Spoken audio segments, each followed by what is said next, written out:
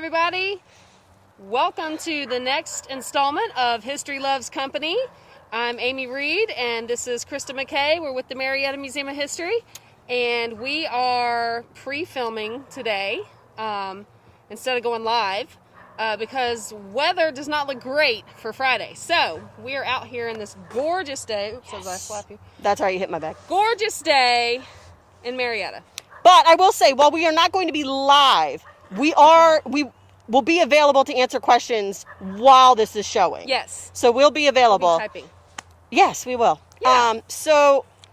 Our background gives absolutely no clue where we are. But we are outside, obviously, at Crest Hill Cemetery. If you look, and I did this today, if you look on your phone, it actually doesn't say Crest Hill. Oh, what does it say? It says Polk Street Green Space. Weird. That's what it says. That's weird. So if you're not familiar where Crest Hill is, we can hear Polk Street on one side, and I'll show you what road is in front of us, which is Ridge Avenue, not Ridge Road. Okay. And then And that one is Cascade, I believe. No, Maple. Sorry, Maple. Cascade's the next one over. We're between Polk Street and Maple, and in front of us is Ridge Avenue. Yes, exactly. So let me do a quick little Yeah. turnaround. Oh, did I hit stop? No, I didn't. I thought I hit stop for a second. So you can see it's late in the afternoon when we're filming. We're on like one half of the cemetery. So we're closer to the Maple side because it's quieter. And so you can see some of our stones here. So flip it back to us. Okay, before we get started, we're going to highlight 3 stories, but I will preface we can only find one of the stones. You would think it'd be easier because this is a relatively small cemetery, but because it's not the perpetual care cemetery, it's a little bit harder to locate stones. Yes, we've been looking. I've been out here for like an hour. You've been out here for an hour. I've been out here for half an hour, and I've had my kids looking too. So we have had a hard time finding some of them. But also, it's a smaller cemetery, but there's at least 1,300 grave sites here. So that's a lot to try and find. And again, like at the city cemetery, I could find people like there's no tomorrow. But today, it was a little bit tougher. And also, it was also like, ooh, who's that person? Oh, what does that one say? Because we haven't been out here in quite a while. So yeah. So also, what I wanted to tell you guys is when you come out here, it is a non-perpetual care, meaning families take care of it. The city does not take care of it. The company that owns this property does not take care of it outside of mowing. There's a little bit of mowing going on. But the rest of it is all done by the families. And sometimes when the family members leave, nobody's taking care of it. The city cemetery actually had that same issue, and then the city took over care more recently. Okay. So let's remember that. So also I wanted to point out that when you are walking through this cemetery, through Crest Hill, it is very, what's the word I'm looking for? You got to watch your step. It's soft. The ground is soft. The ground is very soft, which sometimes when you're in cemeteries and you're walking through, especially older cemeteries, and you're walking through the different tombstones, you might feel a little bit of sponginess, but this is everywhere. And it's a very uneven landscape. It's kind of, we're on the downslope. And I think also probably because it's on a downslope, maybe the way that the erosion has happened with water coming down off the hill, the ridge, I guess this is Crest Hill, that it's probably not been great for the erosion of the soft dirt underneath. Yeah. So, I mean, we haven't seen any evidence of, any kind of, tombs,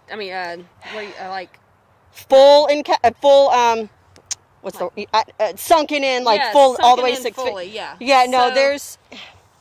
Everything's still covered, I guess, is that what I'm trying to say. But there's definitely areas that are sunken in more than others, and potentially over time could be uncovered.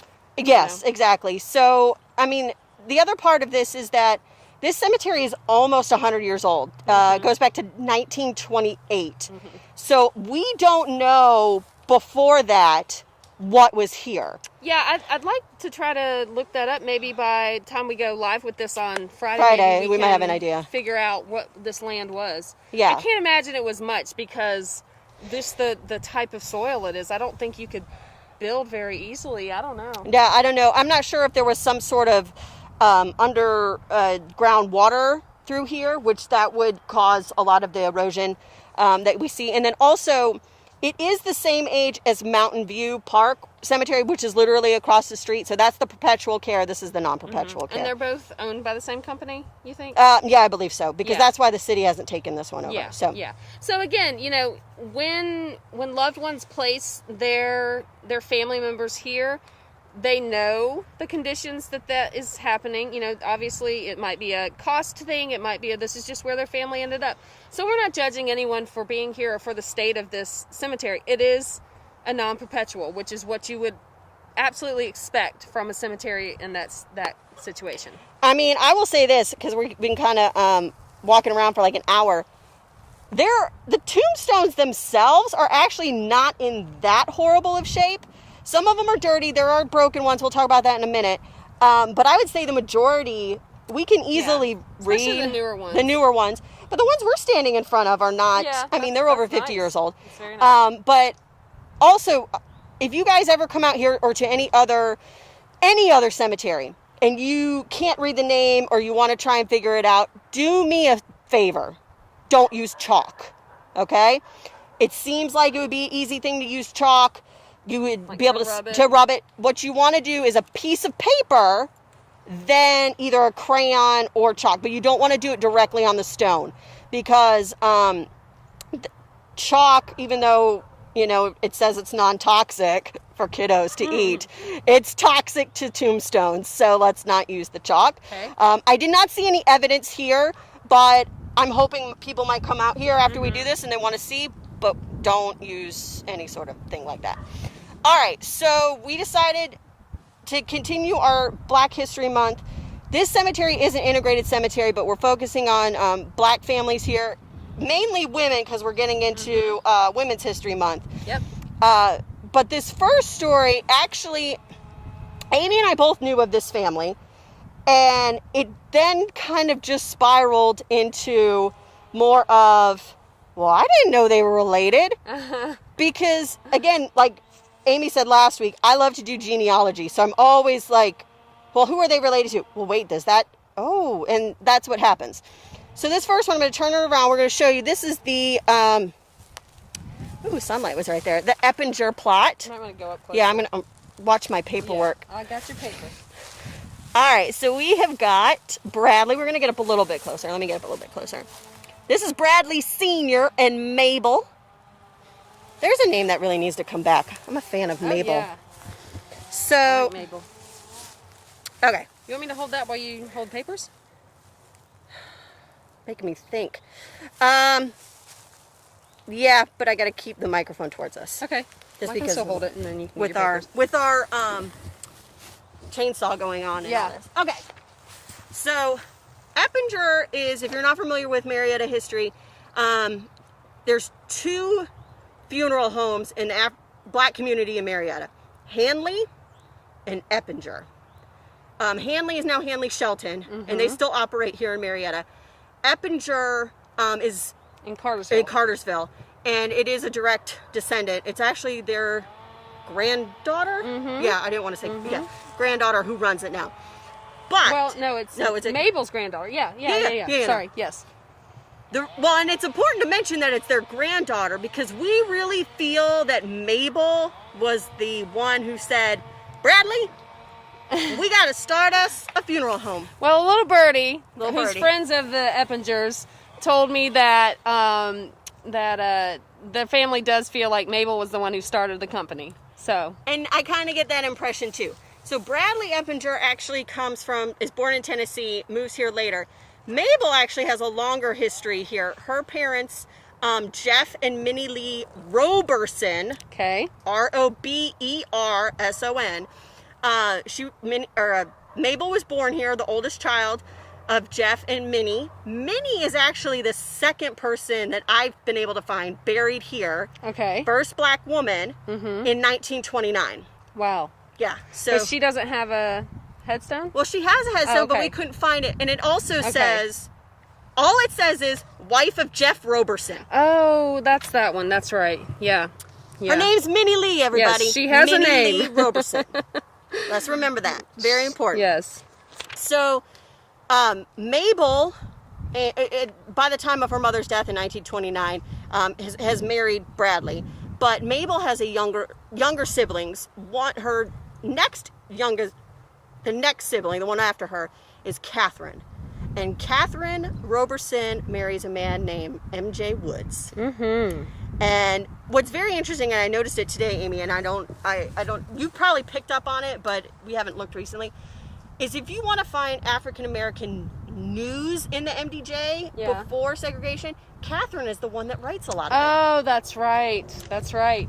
She is, yes. She includes things about like the Magnolia Garden Club, which her sister was a member of. So you have this tie. M.J. Woods, if you're not familiar, was longtime educator in Marietta, including Lemon Street. He's the principal of Lemon Street. Yep. So if you're looking at the history of Bradley and Mabel Eppinger, Bradley's background is as a painter.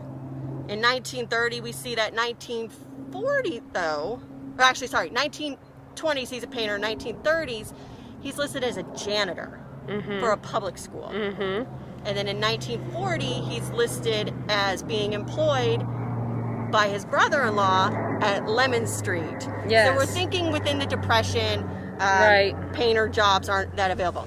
1940, Mabel is listed as a beautician.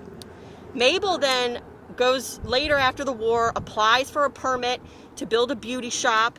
They live on North Cole Street, if I remember that correctly. Okay. And she ends up building a beauty shop, but I think she knew that she could do more. Well, she you was know, probably the beautician that's what I was at gonna say. at the funeral home. Yeah, at whatever other funeral homes there were. She probably was. Or I don't know not who- even Hanley. It would have been maybe Hanley. But even if you Maybe. didn't use if you used the funeral home, but they didn't have a beautician, you know, you say to a friend who can do that, can you do my mama's hair and make sure it looks good? And Mabel's like, well, if I can do this, let's do this. Yeah. So they end up opening the business, I want to say in the early 50s. We'll see if we can get an Eppinger to hop on while we stream this live, or not live, while we stream it on Friday. And Not today. maybe When she we can. see- I when know. we play it today. I'm so confused on the dates. But we'll see if we can get one on here to comment and let us know if we're right or wrong, or what the story is. Mabel ends up dying in 1960, and what was actually very interesting was she was a really prominent member. I know it's hard. Sorry if we're moving back and forth. Our arms aren't strong enough today. Mabel was a prominent. Actually, the Eppingers were prominent members of Cole Street Missionary Baptist, which we talked about a few weeks ago. We went and visited, so if you haven't watched it, go watch that one. She was, I was finding all this stuff about her preaching at other Baptist churches, including Crestview, which was a white church at that point. If you're not familiar where Crestview is, it's on Atlanta Street, across from the city cemetery. It used to be Second Baptist. I think it's called Grace Point now, if I remember that correctly. Yeah, I think so. In 1950, she spoke at the church called How Christian is America? And she talks about, quote, we need to consolidate our efforts of prayer and working together to really make America Christian. She said, Mabel said, all the Negro wants is to be, quote, treated like human beings. That sometimes, quote, our brothers do things that grieve us and the white race judges us by what some of them do. And I find her words to be very powerful. Absolutely, especially, it's still relevant today. And, she was obviously a civil rights, she would have, supporter and worker. And, she was giving those speeches, I would imagine, to promote civil rights in Marietta. So when was that speech? This was February 22nd, 1950. Yeah. So she ends up dying in 1960. And what ends up happening is, I don't know. I can't decide if it's tragic or if it's kind of beautiful in a way. I can't decide. How she died? How she died. Okay. So she was singing at a service for the Kennesaw Baptist Association. Mm-hmm. And in the service, let me make sure I actually find the correct one because I want to get the wording right. Because I pulled the wrong file. There we go. She was singing a solo at a Sunday school convention at the Kennesaw Baptist Association. She repeated the last 4 words of the hymn, "I'll be with him," before collapsing in a nearby chair, a source said. And she died. Wow.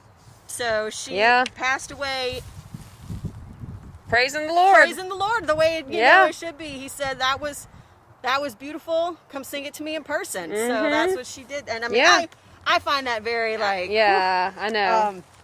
So yeah, and it says later in her other obituary that she was a businesswoman, active in religious and civic activities. By profession, she was a licensed funeral director, very important, being an assistant to her husband. Amy and I were thinking, if she's the brains, 1950s America, whether you're a white woman or a black woman, you couldn't do things without a man. No, you couldn't get a loan from the bank. You can't even get they didn't have credit cards back then. They had early versions, but you couldn't get those on your own. Everything had to be signed by your husband. Any kind of business dealing. So that's probably what happened. So Bradley Ebinger Sr. continues on, and he lives until 1974. But There yeah, they are. there they are. Yep. And Backwards. when we were walking around here, we'll show you guys a couple of them. There's a lot of stones that say Hanley on them. Great marketing tool. Yes. But they're also, when we just thought Hanley was the only one that didn't. Eppinger and Sons did it too. I was like, there's a few that say Eppinger and Sons. Yeah, that's cool. And they're great little, almost like folk art style stones for sure. So we'll show you a couple in just a few. So let's move on to our other 2. Let me put this down. Hold that. Step on my spot. All right. So, let's go with Ernestine next. Okay. Ernestine, all right. Ernestine. So Ernestine Slade is buried out here somewhere, but unfortunately we were not able to find her headstone. We'll find her once we stop recording. I know, it'll happen. But it was one that's kind of, it's parallel to the ground. Yeah, it's a flatter stone. And the picture that's in Find a Grave was taken in 2011, and it looked kind of covered up even then. So who knows? It could be completely grown over by now. So hopefully we can find it. But Miss Ernestine, she is someone that actually comes up a lot at work at the museum. Did you meet her? No. Oh, okay. She dies. Oh gosh, where's my phone? Wasn't it like 2013 or something? I don't know if I have this. But it wasn't. Popped up. It was while we've been working at the museum. It's not like unless I'm thinking of the daughter. 2002. Oh, okay. So Yeah. is that the daughter that I'm thinking of then? There's a daughter. She has a daughter named Ernestine. That's maybe one thing. So that made things a little confusing when we were researching her, because sometimes it'd pop up news paper articles about the daughter instead of Ernestine, the mother. But Gotcha. Let's talk about Ernestine, the mother. She was born. I've got it. Let me pull it up again. Her phone locked I on know, her. it always locks, so my kids don't get in it. So if you get the app, Find a Grave has an app. And so, see if you can see that. It's backwards, I know, but it'll show you. We'll put the link when we're. Yeah. But this is great. You put someone's name in, put the cemetery. It'll tell you, information about them if somebody has inputted it. Yes, that's Is that a the word? key. Inputted? Inputted it, yes. Inputted it. Because Find a Grave is a volunteer crowdsourced platform. That's what it is. Yeah, so if most of these were put into Find a Grave in 2011, somebody really needs to come out here and update it with the post 2011 burials. Yeah. Probably. Or, I don't know if somebody else has done it, but we didn't mention this before, but I will say this is still an active burial ground. Like we have seen a couple newer graves here. So just an FYI, be careful when you're walking around that too. So sorry, I'm distracted by my shirtless 4-year-old running around my car. Let's continue filming. Sorry. I had to bring the kids today. So anyways. All right, Ernestine was born in 1913, May 6, 1913, and she died January 11, 2002.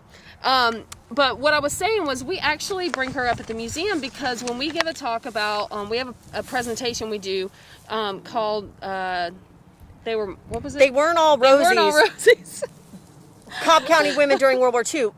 Thank you for that segue for just to have a second. I will be doing that presentation live on Facebook March 8th through the Tim Lee Senior Center over in East Cobb. I'll put a link to that later, but thank you for that. I will be talking about Ernestine. Okay. Yeah, so continue. she is listed in that presentation of women during World War II because she lived here in Marietta. She actually, let me turn this around for just a second so I can see it.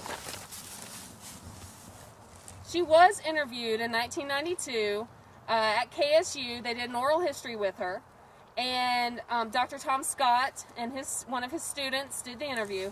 And so, by reading this, you can get. Well, do you want to stand over there? Oh, do you want me to? Well, okay. I'll just turn it this. I'll just turn it this way. Stand Okay. real close. So, by reading this, you can get her life story and really understand all the details of her life. So I'm not going to go through all of it because, as you can see, it's pretty thick. We can send a link on that, though, too, because it is available. It's right. I printed it straight off the internet. It's available online, and it's transcribed. So it's a wonderful source. They have a lot of great interviews on there. But Ernestine, during World War II, she was, so this is in the 1940s, her profession, she was a domestic worker in a white family's home, somewhere here in Marietta. And when Bell Aircraft came to Marietta, one of the big things for them was that they were paying higher wages than a lot of the other businesses and especially lower income families were making. So it was a great opportunity for people to get a newer job, newer skill set, because they're going to be trained on how to make airplanes, and a higher pay. And so, of course, and they were also hiring African Americans. And they had a recruiting station here in Marietta. The problem for African American women was that they, for the ones who worked domestically inside white homes, those families, those white families, did not want to give up their help. Mm-hmm. And they did not want to give them up. They, had attachments with some of them as far as they trusted their children with these women, and they, these women already knew how they liked things, cleaned and cooked and taken care of, and they didn't want to have to go through the process of training someone new. And so what would happen is these white women would go down to the recruiter's office for Bell Aircraft, and in Marietta, the recruiter's office had a list of African American women who they were not to recruit because these influential families and these women who came from money, local money, they had sway, and they could kind of tell the local Bell Aircraft supervisors what to do, and so they had a list. So Ernestine was upset because her name was on this list, and so they wouldn't hire her at Bell, but she wanted to make more money for her family. So she actually had to go down to Atlanta, to the Atlanta recruiter station. They hired her there. She trained down there in Atlanta and then got a job up at Bell Aircraft. And so I just thought that's just such an important story for us to tell about, the difficulties for some women. This is the era of Rosie the Riveter. You think all these women are getting these skilled jobs that were not available to them beforehand. But it was a lot harder for African American women to get those jobs than it was for white women. Right. So it's something to remember. Now, Ernestine does pop up in the news a couple times. She also worked at the Fort Hill Day Nursery. So one of our programs we've done in the past is on the Marietta Housing Authority and on housing communities and public housing. Yeah. And one of them, the first one that was built for African Americans in Marietta, was called Fort Hill. It was located at Lemon and Cole. Yeah, Lemon and Cole Street, behind the police department, and it was there until just the 2000s. They got those townhomes there that we talked about. When we were at Cole Street Baptist. Yeah, we talked about that. But as part of that community, they had a day nursery there for working mothers, many of whom in the 40s were domestic workers, to leave their children. Well, Miss Slade, later on, she ends up working there, and part of one thing she does is she teaches cooking classes, and apparently she was known as a good cook, And in this newspaper article here, which this is from actually 1972, so this is a little later on. It says she directed the participants in the Commodity Foods Workshop. The workshops are held to show welfare recipients who receive commodity foods how to use them. Commodity foods are the surplus flour, butter, lard, and sugar, etc. that the government has on hand. They are basic foods, usually not packaged and ready to eat, so it takes a little know-how to use them. The Fort Hill Day Nursery sponsors the workshops for the community and for the parents of the children in the nursery. So she also has a couple of recipes on there in this paper, in this article, but there was another, I can't lick my finger. I know, I was about to say, like, you can't do that. I was going to mention it if you didn't. So, a little later in the MDJ, April 27th, 1986, they are also doing an event at Mount Zion Church where Ernestine was a member.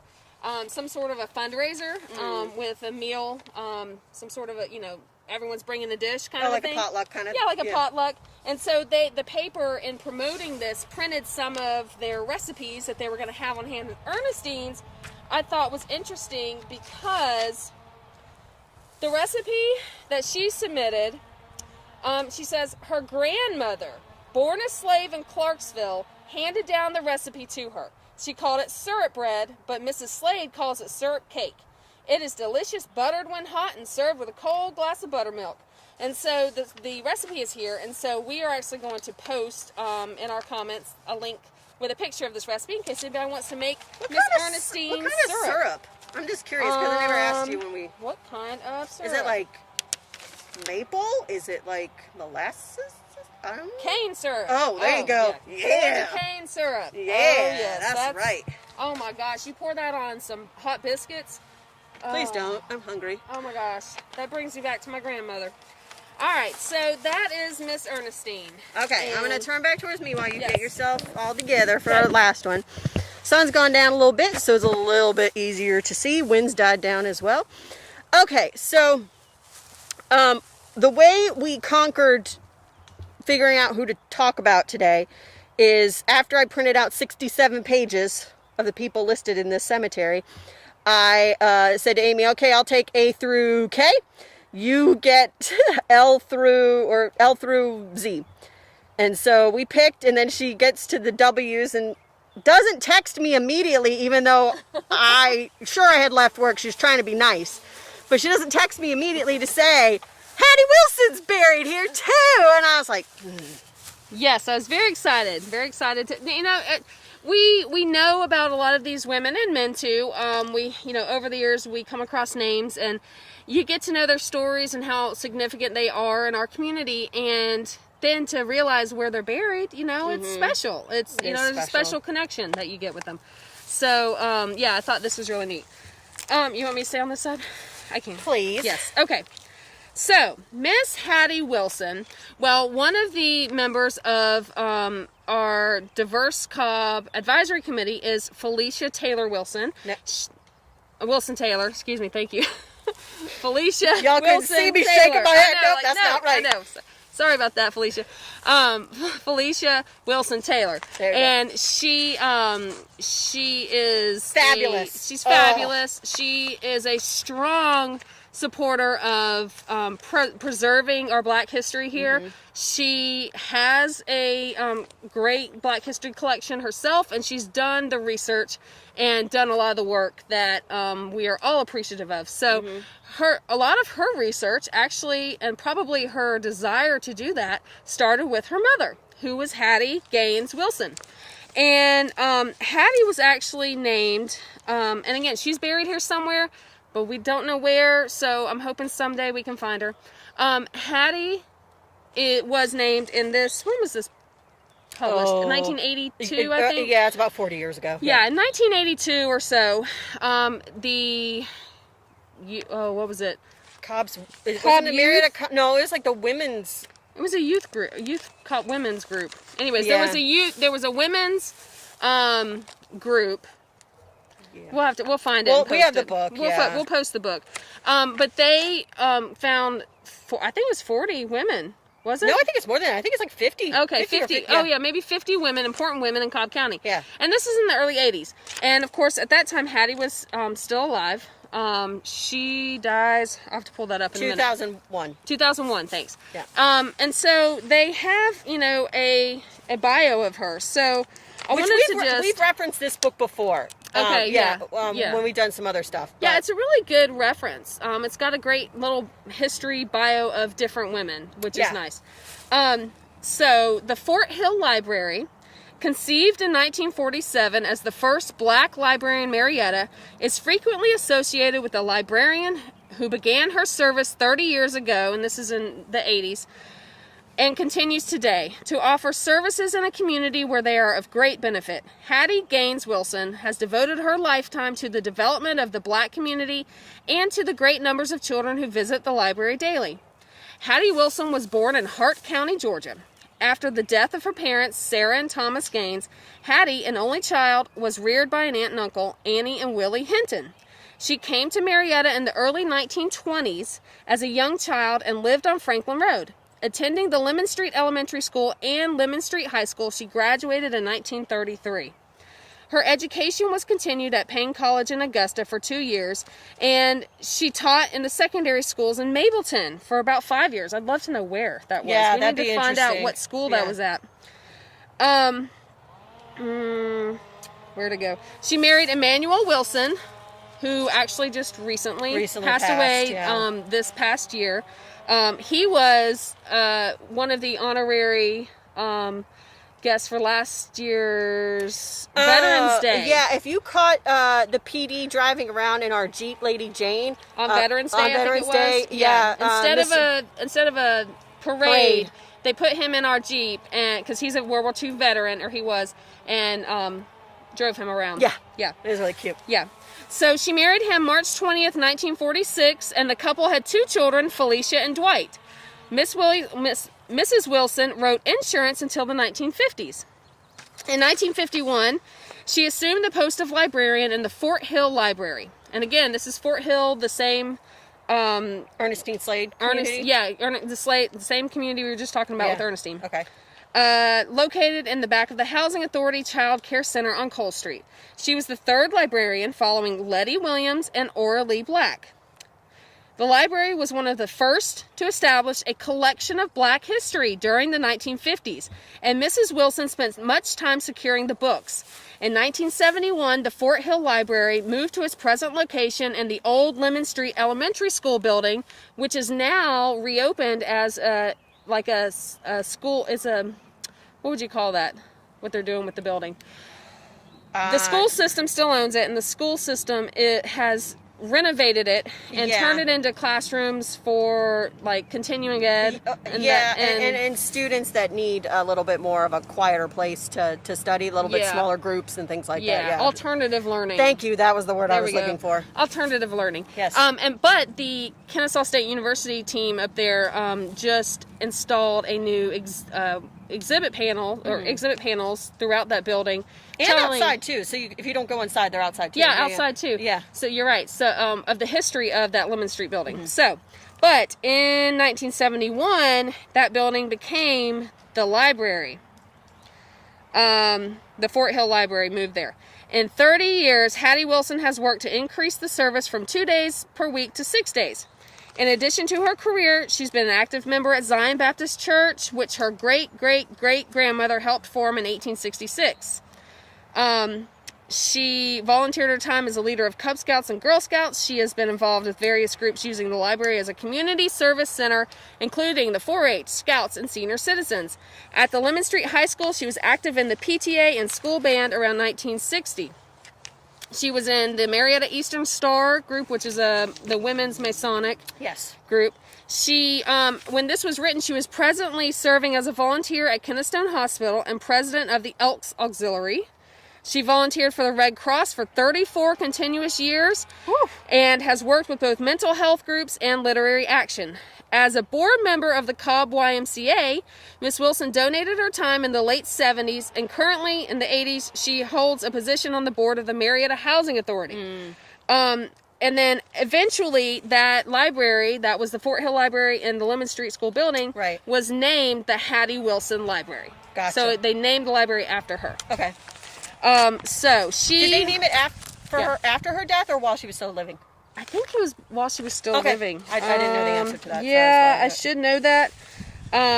But she, I found an 1989 article talking about her volunteering. It says, volunteering is a way of life for Hattie Wilson. In 1946, she began a 42-year career as a volunteer with the American Red Cross. As the first black volunteer in the county, she was not always welcomed with open arms. And this is a quote. "When I started, there was no integration," she said. "The hardest thing was trying to stay in without getting thrown out. Some people didn't want to work beside black people. The most difficult thing was staying a lady with some of these people."